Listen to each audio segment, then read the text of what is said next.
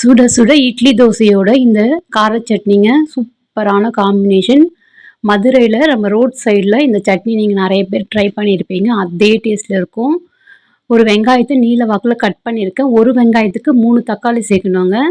இப்போ உரிச்ச பூண்டு ஒரு 10 பல்லு சேர்த்துக்கோங்க. கொஞ்சம் கொத்தமல்லி, இதுக்கு தேவையான அளவு உப்பு சேர்த்துப்போம். காஞ்ச மிளகாய் கொஞ்சம் காரத்துக்கு ஏத்த மாரி சேர்த்துக்கோங்க.